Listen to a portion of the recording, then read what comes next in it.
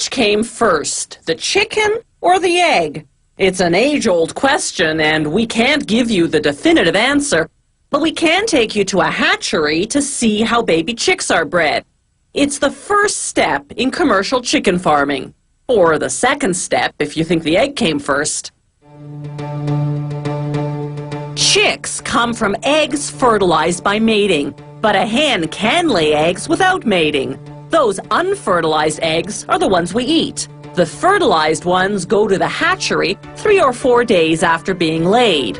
Hatchery workers transfer the eggs onto special trolleys, then roll them into the incubator, where the temperature and humidity level mimic natural conditions. The egg yolk, egg white, and shell all nourish the embryo. Every hour, the trays shift 45 degrees to the opposite side and back, simulating how hens turn their eggs while waiting for them to hatch. After 18.5 days, the eggs come out of incubation and go on to a conveyor belt. They pass under an infrared sensor that detects any whose color is too transparent. These are unfertilized eggs that slipped through. The sensor triggers a suction device to remove them. They go to a rendering plant to become animal feed. The fertilized eggs continue along to the next station to be vaccinated against Marek, a poultry disease.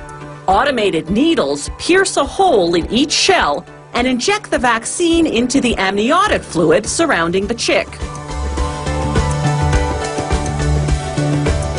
Now a suction device transfers the eggs to hatching trays, 168 eggs per tray. About 150 of them can be expected to hatch. The rest died in incubation or have physical defects. Day 19. The chicks use their beaks to crack a hole through the shell, then a horizontal line all around. After 6 to 8 hours, the chicks finally emerge from the shell. They're covered in short feathers called down, and they're able to walk and see. After about 4 hours, their down has dried. Now workers roll the chicks to what's called the separator, a machine that separates the birds from the shell halves. The shells are larger than the chicks, so they stay on top while the chicks fall down to a conveyor belt below.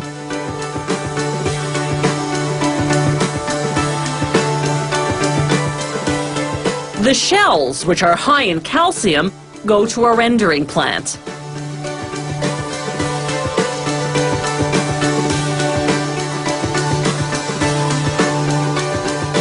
The chicks move on to be classified according to gender. Workers put the females down one chute, the males down another. They determine the sex by checking 2 rows of feathers. If one row is shorter than the other, the chick's a female. If the rows are the same height, it's a male.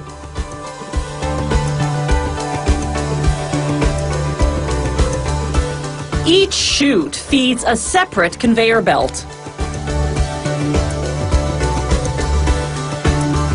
An optical counter tracks the number of males and females.